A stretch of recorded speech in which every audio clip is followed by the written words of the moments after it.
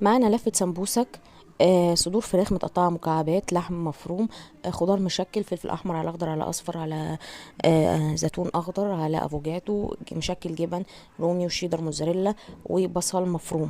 هبدأ أول حاجة بعصاج اللحمة بتاعنا، عملناه كتير قبل كده. بجيب طاسة واحط فيها مادة دهنية واسخنها على النار وانزل عليها بالبصل، وطالما حطينا بصل ملح وفلفل وابدأ اقلب الكلام دوت مع بعضه. البصل بتاع اللحمة مش هنحمره قوي، احنا عايزينه يبقى ظاهر كده في طعم الخلطة بتاعتنا مع السمبوسك، يا دوبك كده لفتين. لما يبتدي يدبل هنزل معاه باللحمة وابدأ اشوح اللحمة ديت في البصل. اقلب اللحمه مع البصل كده وادخلهم مع بعض لحد لما لون اللحمه بتاعي يتغير وتدخل في لون تسويه وتختلط بالبصل كلها تماما، وكده تبقى خلصت معايا اللحمه. هبدا في عصاج الفراخ، هجيب برضو طاسه واحط فيها الماده الدهنيه بتاعتي وانزل عليها بالبصل ومعاه الملح والفلفل وابدا اشوحهم مع بعض تشويحه كويسه. برضو البصل هنا لما يدبل مش عايزاه متحمر قوي، هنزل عليه بالفراخ وابتدي اسوي الفراخ مع البصل والتوابل بتاعتنا. فايده ان انا اسيب البصل ظاهر ايه، بيدي تسكيره كده في الطعم بتاع الحشوه بتاعتنا، بتبقى حلوه قوي. غير لما بيتحمر بياخد اتجاه تاني، وانا عايزه احافظ على التسكيره والقرشه بتاعه البصل ديت، بتبقى جميله جدا في الطعم بتاع السمبوسك. خلصت كل الفراخ وشوحتها لحد لما استوت. باخد بقى الفراخ واللحمه بتاعتي واحطهم في بولات لما يبردوا، مش هحشي بيهم وهم سخنين، ضروري يبقوا باردين. بجيب بوله تانية واحط فيها 3 معالق دقيق وابدا ادوب كل الدقيق دوت في الميه. ودي خطوة مهمة جدا ومكون مش هينفع نستغنى عنه. بدوب اي كتل في الدقيق دوت، عايزة الدقيق بتاعي يبقى سائل في المية خالص. ببدأ بقى دلوقتي اجيب السمبوسك بتاعتي واحشيها. ضروري السمبوسك بتاعتنا تكون مش مجمدة، لو اشتغلنا فيها وهي مجمدة هتتقطع وهتبقى في بهدله كده، عمرنا ما هنعرف نطلع واحده سليمه. طبعا انا لازم اجهز كل حاجتي حواليا. جبت الفرشه اللي هنشوف دلوقتي هنعمل بيها ايه، وجبت بوله والغطا للبوله ضروري علشان هنحتاجهم، وهقول لكم دلوقتي ليه.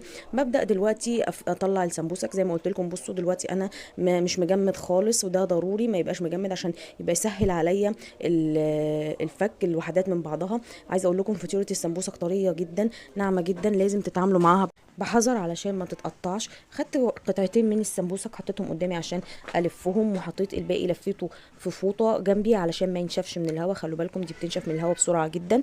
لفيت اول واحده وما وريتكمش طبعا طريقه اللفه، اوريكم دلوقتي اللفه اللي عمرها ما تفك. ده بقى وظيفه الفرشه والدقيق والميه، ان انا بلزق بيهم اخر جزء فيها. طب احنا وصلنا لاخر جزء دوت وبقيت السمبوسك بالشكل التحفه دوت ازاي. هقول لكم دلوقتي. هحطها كده في البوله وضروري اغطيها، ودي وظيفه البوله اللي جبناها والغطاء بتاعها علشان مفيش اي هوا يوصل لها، لان زي ما قلنا عجين السمبوسك بتنشف من اقل حاجه. ببدأ ألف قطعة السمبوسك التانية. بجيب الحشوة بتاعتي، أي نوع حشوة، احنا معانا 4 حشوات، هنطلع منهم 7 أو 8 حشوات. احنا عملنا الأولانية لحمة بس أو فراخ بس whatever، هناخد التانية نعملها لحمة مع جبنة، وده يبقى نوع حشوة تاني، يبقى معانا ميكس لحمة وجبنة تحفة. هنلفها بنفس الشكل ده، بنجيب الطرف ده مع الطرف ده ونعمل مثلث وننزل بالمثلث على قدام، نلف مثلثات ورا بعضها. ضروري ما يبقاش فيه اي حاجه من الحشوه بتاعتك على السمبوسك من بره، قطعه جبنه او لحمه، عشان ما تتحرقش معاكي في التسويه. لو اي حاجه موجوده من بره بنشيلها على طول. هاخد واحدة ورقة تانية من أوراق السمبوسك بتاعتي، ولازم كل ما تاخدي ورقة تحافظي على اللفة بتاعتك ملفوفة في الفوطة علشان ما تنشفش أو يحصل لها أي حاجة. ادي الورقة بتاعتي فكتها. هجيب دلوقتي حشوة الفراخ. بنلف السمبوسك، بنحط الحشوة في نص الورقة، باخد الطرف الأولاني ده وبحطه كده في الجنب زي ما انتم شايفين كده، بقت مثلث. هنزل بالمثلث ده، بقي جنبين مقفولين، الجنب التالت مفتوح، افضل الف في المثلث لما كل جوانبه تتقفل بالشكل ده. بجيب بقى الميه اللي بالدقيق واعمل بيها الطرف النهائي ده، مش السمبوسه كلها، مش من اولها، واحطها في البوله بنفس الشكل ده واقفل عليها علشان ما تنشفش. واحده كمان في الاعاده افاده، ودي بقى حشوه الخضار. حشوة الخضار دي جميلة جدا برضو، بحطها كده في نص الورقة بنفس الشكل اللي شايفينه ده، واجيب الطرف ده للناحية دي بحيث يبقى سن المثلث هو الطرف التاني، وهكذا نلف المثلثات بنفس الطريقة دي. هنعمل واحدة كمان من حشوة الفراخ وميكس الجبن. ادي حشوة تانية جديدة. يبقى احنا كان عندنا فراخ بس، جبن بس، لحمة بس، خضار بس. نعمل بقى من ال4 حشوات دول اضافات مع بعض، بحيث ان احنا يبقى معانا 7 حشوات و8 حشوات زي ما قلنا بنلف بنجيب الطرف ده على الجهة ديت وهكذا لحد لما نكمل كل المثلث، بتبقى شكلها تحفة زي ما انتوا شايفين. واحدة كمان عشان نفسر اللفة كويس، ودي جبن بس. جبت الجبنة حطيتها في نص ورقة السمبوسك زي ما انتوا شايفين كده، جبت الطرف ده على الجنب التاني بحيث بقى الشكل مثلث، بحيث الطرف الاولاني بقى رأس المثلث. نزلت بالمثلث للجنب، قفلت جنب من جوانب المثلث ولفيته، بقى عندي جنب مفتوح. خلي بالكم في الجبن بالذات لو في اي زيادة شيلوها علشان بتسيح في الزيت وبتعمل مشكلة. لفيت كده قفلت كل جوانب المثلث بتاعي، انت هتلاقيه بيتلف معاكي بسهولة. بعد كده هلزقها طبعا بالميه والدقيق بتاعتنا. بقت معايا واحدة سمبوسك شكلها تحفة، وهي دي كانت اللفة. لفة مفيش اسهل منها. اعمليها زي ما شفتي الفيديو كده بالظبط، عمرها ما هتفك منك ابدا. دي حشوة بقى خضار مع جبن بتبقى حلوة قوي. نفس اللفة هي مفيش لفة تانية، هي دي اللفة الستاندرد للسمبوسك. هعمل كل الكمية بتاعتي واحطها في البولة واغطيها. انا خلصت كل الكمية بتاعتي، وده الشكل النهائي بتاعها. حطيتهم على بعض وانا قلبي جامد، ما قلتش هيلزقوا ولا يحصل لهم اي حاجه. ده شكلهم لو هتقليهم في نفس الوقت. لو عندك عزومه وهتعملي السمبوسك وتخليها تقعد معاكي لفتره شويه في الفريزر، هتجيبي الطبق الفويل بتاعك وتحطيهم ترصيهم ورا بعض زي ما انا رصاهم كده، مش على بعض، ورا بعض.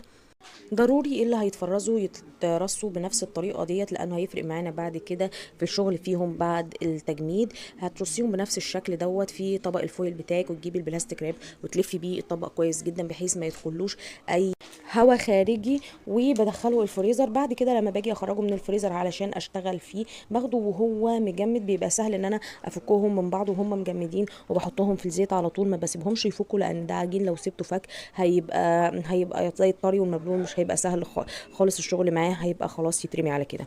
باجي دلوقتي آلية السمبوسك بتاعي، بسخن الزيت كويس جدا على النار. بجيب وحدات السمبوسك بتاعتي وبخلي الطرف اللي لزقته بالزيت والميه اللي هو دوت هو اللي مقابل للزيت، هو اللي ينزل فيه. لو حطيتيها بالعكس هتلاقيها اول لما نزلت الزيت اتفتحت وما بقتش ماسكه نفسها، ولا فضلت محتفظه بلفتها لاخر واحده. احنا عايزينها تفضل محتفظه بالشكل المثلث الجميل دوت، فهنحطها بنفس الاتجاه اللي انا قلت لكم عليه ده.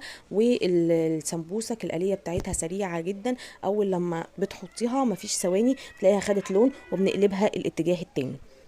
الحشوه من جوه مستويه، هي يا دوبك العجينه هتتقلي تاخد قرمشه بسيطه كده، ونرفعها بسرعه. مش عايزين نسيبها كتير عشان ما تحمرش وتاخد لون زياده وتبقى محروقه كده مش حلوه. بجهز طبعا الطبق عليه مناديل المطبخ بتاعتي، وببدا ارفع كل السمبوسك اللي اخد اللون بتاعي اللي اتحمر واخد اللون الاصفر الحلو دوت، برفعها وبقلب التانيين، وهم دول في الزيت بنزل باخواتهم عليهم. ما بستناش علشان الزيت بتاعي ما يسخنش قوي. هتيجي كده في مرحله في النص تلاقي الزيت سخن قوي، هدي النار شويه علشان اول لما تنزل هتاخد لون بسرعه وتتحمر معاكي سريع قوي، وتبقى واللي زي دي ما بتبقاش مقرمشه لاخر واحده. احنا عايزينها تبقى مقرمشه، فدرجه حراره الزيت ما تكونش عاليه قوي. هنحطهم كلهم، يعني انا عايزه اقول لك ان هي اليتها ما بتاخدش 7 دقايق، وبتكون كل السمبوسك اللي انت عاملاها خلصت وبقت بالجمال والروعه اللي انتوا شايفينها دي. طبعا علشان نحافظ على اللون الذهبي الجميل دوت لازم تبقى ايدينا فيها زي ما قلت لكم في الآلية. هنشتغل على طول وبسرعه علشان ما تتحمرش قوي، او بمعنى اصح تتحرق وتبقى